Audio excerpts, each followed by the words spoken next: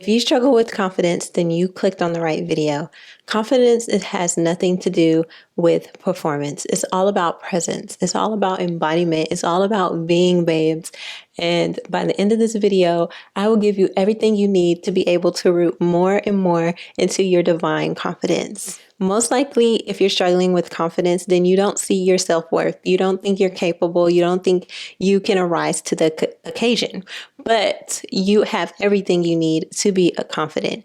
It's most likely hidden under layers of old stories you tell yourself, old programmings and fears that have been imprinted into your being, into your energetic field. And we're going to wipe all those away. We're going to clear those so that you can start radiating as the confident being that you are. If all of that resonated with you in the intro, welcome to Intuitive Whispers. I am K-Khemis, your soul alignment guide to an empowerment. This podcast is where soul meets form. It becomes your inner compass and guiding you through your life. I intend for each episode to bring you closer and closer to your inner truth so that you can shine, babes, like the radiant being that we all know that you are. I am so excited to talk about this topic today because this is something I personally worked through and healed and overcame. So I know how it feels to be someone who diminishes your light, to people please, and to keep everything like good and not want to ruffle any feathers or, overthink everything because it's like, did they take that the wrong way? Did I say that right? Do they like me? Am I doing too much? Like all of these thoughts, like, am I enough? Do I need to do more? Instead of just being like present and allowing my energy, my skills, my abilities to speak for themselves instead of me trying to speak for them. So I want to call this the soulful path to healing confidence. And today we're going to talk about safety in your body and the sacred self-belief, because I believe these two go deeply together and they're intertwined into your solar plexus chakra, where you talk about your, willpower and the ability to exude yourself and be able to stand up for yourself. And I want to start off first with where these fears may have came from, because in order to heal, you have to really locate the root cause of what is causing you to act out in this way or think this way. Because if not, you're just sugarcoating it if you're not. And with all that being said, I've created a free downloadable guide that you can use, and they have journal prompts in them to help you dive deeper into what I am talking about so that you can really just uproot that energy, babe, and like chunk it out of your energy field so it can be gone. And if it ever tries to come back, you're like, I know what that is.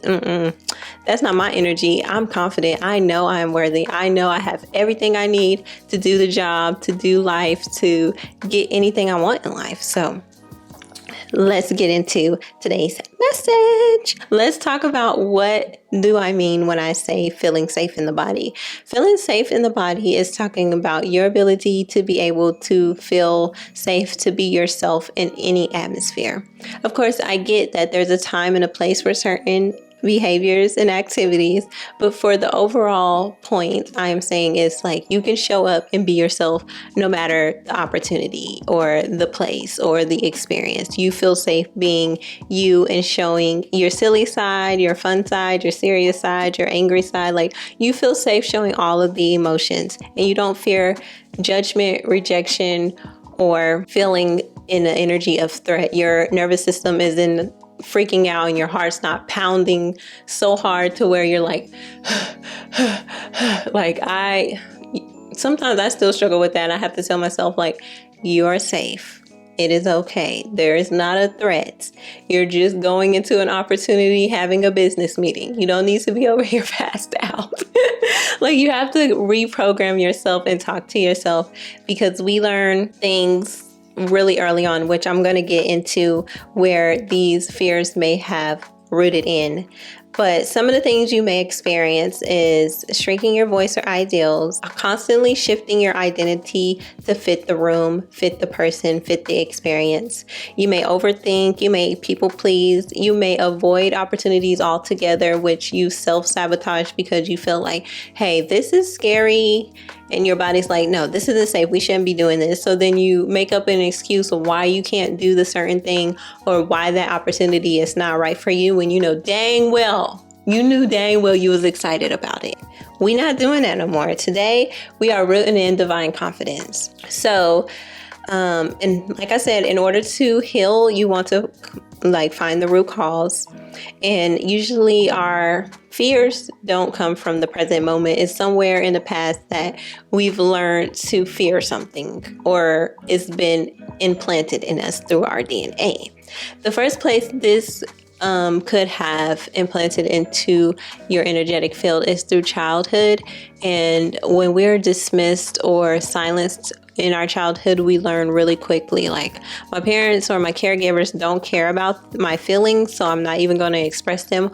Or you may have gotten in trouble for expressing your feelings or your thoughts. And so then you learn, like, I need to dim myself down. I need to go along with everybody because it's not safe to be who I truly am and speak my truth. The second place is through your ancestry memory, which lives through your DNA and is passed down through generation and generation. So I am going to applaud you right now. Yay! Because if you're here watching this, this means you're going to heal your confidence. You're going to heal this fear within you so you don't pass it on to future generations. But that is what happens sometimes when we are like, okay, she said childhood, but my parents were great. My caregivers were great. So why do I still feel like this? Well, you could learn it through experience with relationships and stuff like that. But if you had pretty much great relationships and you don't really know where the stem root is coming from, then it's probably passed down through your ancestry from a past grandmother or grandfather or auntie, uncle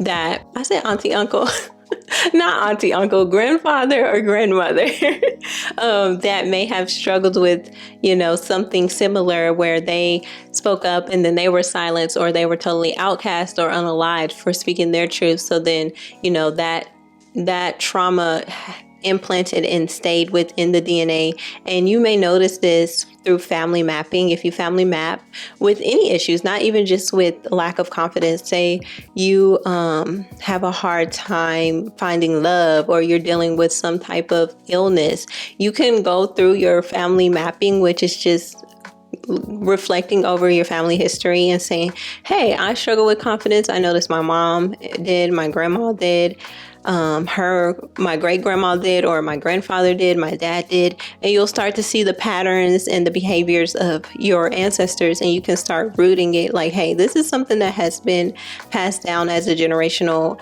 I don't want to say curse, but generational curse. And I am here to break it now. I'm noticing like, oh, my dad had problems with keeping a relationship, and his father had problems keeping a relationship, and his father had problems keeping a relationship. Maybe this isn't just a me thing. Maybe this is something that has been implanted and passed down through my DNA. So through family mapping, you can really heal and get to the root cause of a lot of reoccurring issues or experiences you may be dealing with in life. And then the last one I want to share is societal based beliefs that we learn. Like, if I express the real me, then I'm not going to be accepted. We learn through school, like I said, through experiences, through relationships. We may be like, okay, if I was fully myself, they didn't like that, so let me tone down. And I know through high school, this is a thing that we can learn too when you're trying to find your tribe, your cliques and stuff like that. We can learn that. And then it just follows us along into adulthood. But to fully stand in your divine confidence, you have to do these energetic releases so that you can make room for your truth to start embodying and implanting into your energetic field. So I want you guys to take down these 3 things and really work on them. You want to get over the fear of being misunderstood. Let me tell you, if you're living your truth and you're expressing yourself as your true self, not everybody's going to like you. That's just the way life is. Like, you're going to have people that really don't like you, and it don't be for no reason. They be like, I don't like you. And it's for no absolute reason. And that's fine, because that means you're living in your truth. If you're likable by everyone, that means you're shifting your identity way too much, because you shouldn't be liked by everyone. That's not a realistic thing. That means you're trying to fit in with everybody. So you're not really being the real you. So you have to get over your fear of being misunderstood. You have to get over the need for validation. You don't need me to tell you that you're awesome. You should know that you're awesome, because guess what? You were born awesome. You were born gifted. You have a gift that I don't have. I have a gift that you don't have. Like, you have special abilities that people would be like, I would love to have. So know that you're awesome. And the only one that needs to validate you is yourself. And God will add in a little extra validation when you start to follow your inner truths. And then you have to let go of the pressure to perform. You are enough. You don't have to constantly be achieving and striving to get something. Sometimes you just need to create something for yourself and let it be a secret between you and God. And that's it. Like, this is something I did. I love it. It's beautiful. It doesn't have to be showcased to the world. You don't have to perform. All you have to do is be. Simply be in your presence, because your energy will start to speak for yourself. Like, people will start to become attracted. You will start to magnetize. The more and more you pull in your energy, the more and more you start to magnetize the right people, the right opportunities, the right places and environments for you to be in, because you're not constantly giving out energy. So the last thing that I wanted to share with you all is about self-belief. And sacred self-belief is what I call it. Because without self-belief, nothing sticks. I can sit here and tell you all day how awesome you are, how beautiful you are, how talented you are, how great you are. But if you don't truly feel that about yourself, then it's just words that I'm telling you. You don't really, it's not anchored into your core self of belief.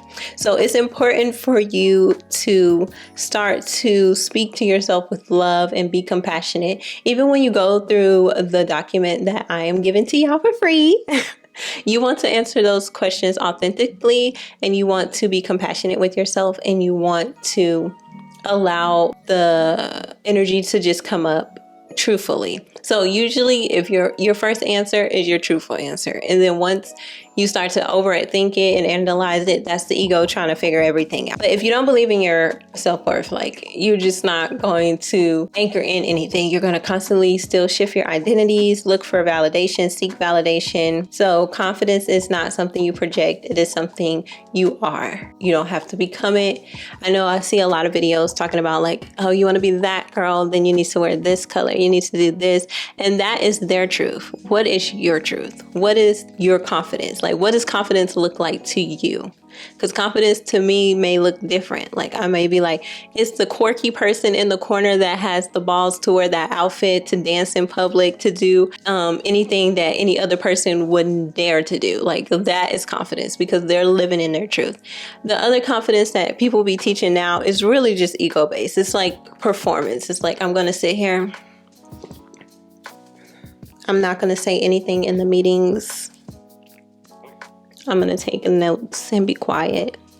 Like, silence is good sometimes, but sometimes you just look stuck up and you look boring. Honestly, I'm just saying, that's just me. So confidence to me may be different to you. So what is your inner truth? How do you want to give off confidence? You don't have to wait for me to tell you, because I'm not going to tell you. That's why I included these questions for you, because I'm not going to tell you. I want you to discover what your confidence is. And then that way it can be truly anchored in your belief, into your solar plexus, into your core, and you go out into the world and be the beautiful, radiant being that you are. That is what confidence is. So remember, confidence is not about projecting and chasing.